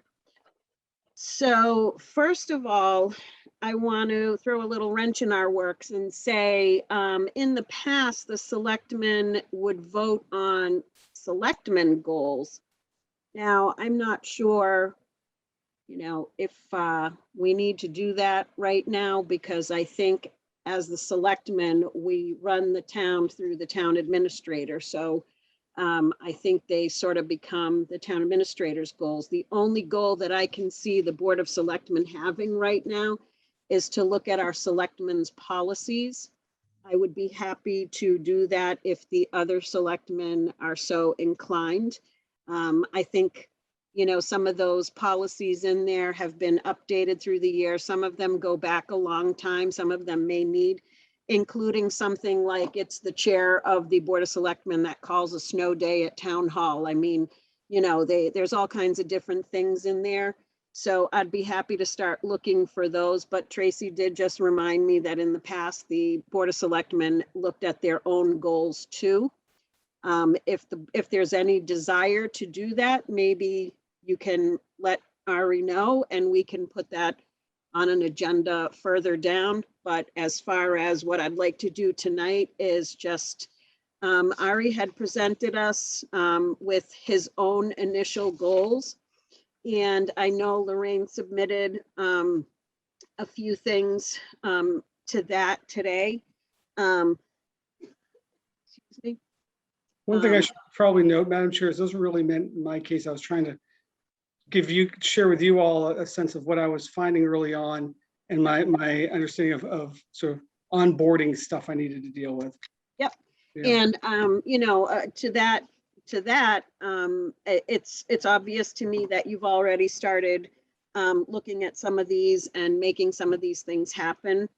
But I have taken a lot of what everybody has said and have sort of consolidated them. I know, Lorraine, on some of these things that you submitted today, I think one that I'll talk about specifically is the MCPPO certification. So the previous board decided that we weren't going to exclude candidates that didn't have their MCPPO certification. So unless we want to take a vote on it, I don't really want to put that in. Some of the other things that Lorraine, you added to the list, like for professional development and everything, I think are great ideas. But I think that those are something that you can, you know, keep up with Ari on, like on an individual basis. One of the ones that you added here, I think it was the professional development with training opportunities for town hall staff. I know that that's an important one. I think we've already mentioned that, you know, we need to get some professional development at a minimum, you know, some open meeting law classes, and hopefully our legal folks will help us, you know, when they start doing in-person trainings again, we'll be able to do some of that, but Madam so, Chair, yep. to that point, just so, and MCPPO, I just want to share this out. So MCPPO certification is an area of emphasis that I think we need to look at in the organization. We have a problem organization in the sense that we're very thin on our public procurement knowledge. I think the way to deal with that is probably to spread out the knowledge understanding, which is what the new procurement policy intends. I've been working with department heads to identify key staff to not necessarily get their certification, because just for point of reference, MCPPO certification costs about $1,900 for the first year, and then it's about 60 hours or so worth of class, or independent between class time and independent time. So it's a fairly significant lift. So what I was hoping to do is initially identify key administrative staff. I have several in mind who could go to the public contracting overview at least, which I've taken before, and give a working knowledge of the procurement requirements. Okay. So yeah, that's all. Madam Chair? Yep. Madam Chair, if I can, I mean, I'd like to respond to the MCPPO, but first of all, I'd like to ask, what are we doing here? For the goals? Well, review and possible vote on Board of Selectmen FY22 goals for town administrator. Yeah. So okay. I So don't why understand what we're doing here. Yeah, so why don't I, so this is the sort of things that I was looking more for, like policy things. So one of the things that, something that's more measurable, let's say. So one of the things that I've taken off of some of the emails and everything is facilities and facility projects. So I know that Ari has already started that, but that is one thing that I think as a board, we should agree needs to be a goal, so to speak. We need to get some of these projects done. And I would really like to, tax Ari with getting those done. I mean, I think he's very capable. I think he's already working on it, but I'd like us to, have a couple of things like that. One other area of concern for me isn't, just the split on whatever, it's just healthcare in general. I think healthcare needs to be looked at, every couple of years at least. I don't know when the last time was that it was looked at. So it's these big ticket, items, legal fees, that's where this is where the town spends a ton of money, is on healthcare. And I think these are sort of some of the big ticket items that we need to have. I mean, I suppose I could sit down and do it all, but that's what the town administrator is supposed to be doing for us. So another one is, like we talked with the master plan implementation committee tonight, I'd really like to see the master plan get, buttoned up and,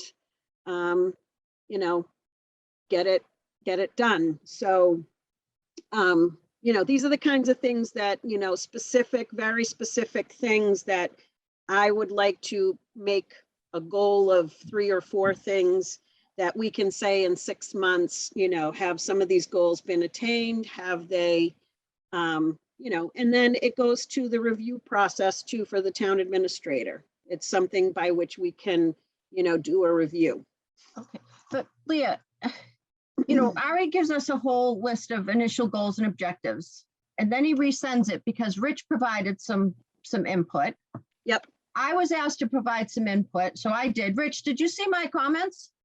I just got them a little while ago. Okay. Can I hold on a second?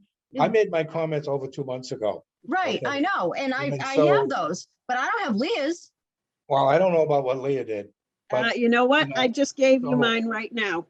look at facilities. I'm tired of hearing that we have all these projects that need to be done. I want to see them, getting done. Okay, well, see health insurance looked at. I don't have a long list. It's like 3 things. There's a lot of duplication, and some of the, whatever Leah's saying, and what Lorraine is saying, is being repeated, that's not necessary to be very specific about certain things that need to be done. He's put together high-level goals like the one here. Evaluate policies and procedures and identifying areas of attention. Number 4, core processes for budget, process and personnel, administration. And then Lorraine added a whole bunch of stuff underneath that. As far as I'm concerned, that comes under the one area of personnel, administration. So I don't understand, Okay. all So- these additional things. Yep. I Okay, understand. so Just one my, second, my Lorraine. input doesn't matter, is I what I'm didn't say, hearing. I didn't, I well, don't Lorraine, think, I don't Lorraine, think we I said gave that my at all, input. Lorraine. I gave mine input 2 months ago. This should have Yes. been done 2 months ago, okay? I don't- It Two wasn't. months ago. And it wasn't, so, It I was. don't think we're saying that at all. I mean, I just don't think some of the, you put a few things on here, identify and submit applications for a minimum of 3 grants per year. right. I would hope that there would be, that 3 wouldn't be a minimum. I would hope that there'd be far more than 3. So, I mean, let me just ask this question. If I'm the only one interested in assigning goals to the town administrator, then, we don't have to do it. It doesn't matter. We can just move on and we don't have to bring it up again. No, I think it's advantageous to have the town administrator have some direction and some things to actually feel good about that accomplishing in the betterment of the town based on what our input is. So let me ask a question. Does anyone else want to make facilities an important item? This is my list. I'll start first because I will with my list. Is facilities important to anyone else? Yes, facilities Rich? is important. Okay, Yeah, it is, yeah. all right, facilities. So Oh, I mean, looking- it says right here, number C, develop process to facilitate, planning and go forward for budget, performance measures and so forth and so on. So, Yep. okay, you want to change it to facilities, change it to facilities, but, okay. Is anyone else interested in doing not just a couple of, look at a couple of high deductible policies, but looking at health insurance, doing a major analysis on the health insurance offerings of the town? Does anyone else want to do that? if you go to number 4, it says evaluating policies and procedures, identify areas requiring attention.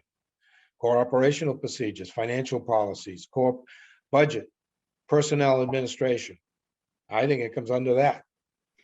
But if you want to Okay. make it a separate line item, that's fine too, but Well, I was just trying to summarize the big list into 3 or 4 items, but we can do this any way the board feels necessary. It's not So- supposed to be, I think we all know the areas in town that need to be addressed, and I was just trying to make them very, specific. So someone tell me what they want to do, because obviously no one likes my idea. No, nobody said that, Leah. I just think goals are meant to be measurable. So when you put an action item there, it should be measuring. So if facilities are important to you, Leah, which we agreed that they are, but specifically, yeah, we want our facilities to be well maintained, but is there one Well, particular? I'm talking more facilities, the more specific projects that we have, Right, the then, reorganization of, town hall for the fire department when the building department moves to, right, that's what I'm talking about as far as facilities is concerned. right. So it should be, a goal is pretty action-driven and measurable. So, if you reworded it and said that, you would wanted to see something, reviewed and finished by, a certain date, then that is a goal and can be measured. Can I make a suggestion? Yep. So this comes from a place of great respect and deference. So traditionally, when a board of selectmen or a town council or whatever, a governing body is putting goals together for the administration, and maybe that's part of the issue with the administrator or the administration. Those goals will be strategic in nature. Things like, like looking at facilities, looking at the classification compensation system, implement the MPI, implement the master plan, stuff like that. As I said earlier, and I want to say it again, I wrote that set of goals together for me, for my use, as a bounce off to the board. I think my first one, Brian was still on the board, which to make sure that I was on the right track. I had a couple of meetings with department heads at that point, and I starting to get a sense of things. And I wanted to see what the reaction would be.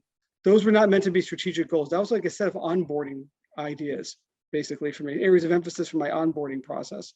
And I hate for you guys to get bogged down in those to a level of detail where perhaps you're amidst the trees without seeing the forest. And I think it's just really important as a governing body for the board to give the administration some strategic direction as to what you'd like, where you'd like to see our limited bandwidth going. Not so many, how many meetings you want us to go to or things like that, but with stuff like, we want you to look at, we want to get these facilities projects moving, do what you can to get those moving. Or look at healthcare, look at. Well, another one for me is legal fees. We spent a lot of Sure. money in Sure. legal fees last year. There's got to be a cheaper way to still get good quality. Right. Yeah, stop calling town council. Well, and that's part of the thing. I mean, There are other structures. Well, that's right. I think those are both very fair points, and I think those are both things that we need to, that's helpful direction to be given to the town, honestly, which relied too much on town council. Now, we are taking steps toward reducing the use of town council. Hiring the town planner will do that. We'll on its own will save you a lot of money on land in terms of land use support. There are other things that other ways you can look at it too. I mean, the structure, sort of the a la carte structure we have right now may not be the most cost effective. So that's something we can look at, and that's really helpful direction. Right. So, And I mean, for me, some of these goals, some of these things don't mean that we absolutely make a change. It just means that someone has taken the time to analyze, where all our legal expenses are, where can we improve? And, if that means getting a local person on retainer and, whatever help to help us out, then that's great. And maybe the recommendation comes back, no, I think we're getting the most bang for our buck using the current services that we use. I just feel like we should be looking at some of these things. That's why, There's also a very big one that no one's mentioned yet tonight, but it's in the background, and we really need to be thinking of it, which is the American Rescue Plan. Yes. We have $2.5 million already coming to us that we know of. We have another $1.5 million. We have another $2.5 million coming to us through the county. It's $4 million, and there's a process and protocol that's supposed to be put together for how you gauge community input and community action, what the involvement will be, and that's something you're going to need administration to really grab hold of once those final rules are out. And something I'm thinking for a fair amount of time, looking at that to understand exactly how we can utilize that money. There are a lot of restrictions and a lot of reporting requirements.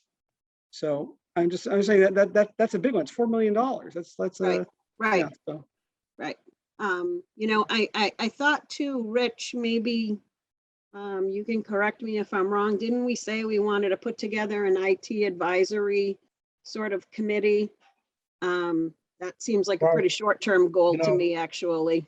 The thing is, right now, I agree with Lorraine. We're kind of all over the place. Yeah, no, I'm not Right. saying we're not.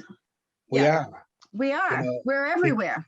Because I can't vote on anything because I don't know what I'm voting on. Leah, there's 40 items on this list. That's why I was trying to summarize the ones that. Those aren't goals, objectives. These are things that, you would like, or somebody would like to get done. that's not what this is all about. You That's why know, I'm No, but that's- suggesting, that's why I'm suggesting come up with half a dozen. That's 10, why whatever. that's what I was trying to do, was suggest that we come up with 3 or 4 out of this whole list. But clearly, we're not ready to do that tonight, and we still have an executive session, so I would like to just table this until the next meeting, if at all, because you know, that's what I was trying to do. I was trying to summarize for us some of the things that have been coming up for the entire past year. You know, health insurance costs, legal fees. This is some of the same stuff that Rich, you and I have been talking about for 2 years, you know, so Would you like me to put together a list? I can put together a strategic list, send it to the board. The board can just, can opine, weigh in, decide what you want to do with it. Sure. And it's just a starting point for conversation. If you think that'd be helpful, I'm happy to do that. yep, that would be great for me. And then if there's no desire from anyone else, then we can just move on from it. It's fine. It's just, I was looking also for another, a little bit more objective way by which to do a review on the town administrator when his review period comes up, giving us something that's measurable. So anyways, so I think that would be helpful, and we can either bring it up again or not. I'll have you gauge the interest. All right. So I think next we have new business, which is item number 19. Any new business? Agenda item number 20, any old business? All right, any other business that can properly come before the Board of Selectmen? Okay. With that, I will say, I will entertain a motion to enter into executive session pursuant to Mass General Law, Chapter 30A, Section 21A3, to discuss strategy with respect to collective bargaining with the firefighter union if an open meeting may have a detrimental effect on the bargaining position of the body, and the chairman so declares, which the chairman declares, and pursuant to Mass General Law, Chapter 30A, Section 21A7, to comply with the open meeting law, Mass General Law, Chapter 30A, Section 22F, approval of executive session minutes for February 8, 2021, April 12, 2021, April 26, 2021, May 7, 2021, May 25, 2021, and July 12, 2021, and not to return to open session. So I need, so moved. Madam You Chair. all have the Zoom link? Everyone has the Zoom link? Yeah, can you, I'd like to say something else before Yep. we go on to executive session, please. Yep. Under number 21, there was supposed to be correspondence from the other items, you know, on the agenda. Yeah, I got a list, but not the items. I think Tracy forwarded the items today, correct? You did. Okay, What I wanted to bring up was, and I don't know, if I guess you didn't see it yet. I don't know if Lorraine took a look at it, but we did get a letter from the Open Space Committee, you know, Yep. about our meeting. Did you read that? yeah, and he answered a lot of the questions for us that we Yeah, had. I wanted, you know, I wanted to say thank you to Yeah. Adam for providing that information and trying to establish the communication between the board and the town administrator. And I know that Ari has, you know, reached out to him, you know, having to do with a lot of these questions, especially with the Serpent hours. So it was a very thorough letter that he responded to, and I appreciate what he did. Yeah, me too. Thanks for bringing that up. So, yeah, I think I just got the top sheet, but I think Tracy forwarded the actual correspondence today, I think. Okay, so we have a motion to go into executive session. Lorraine, you made that, yes? Yes. You said so moved. Rich? Second. Okay. Any discussion on going into executive session and not coming back out into open session, not returning to open session? All those in favor, roll call vote, please. Carboni, aye. LaCamera, aye. Fabian, aye. Thank you to everybody. Thank you to Lake.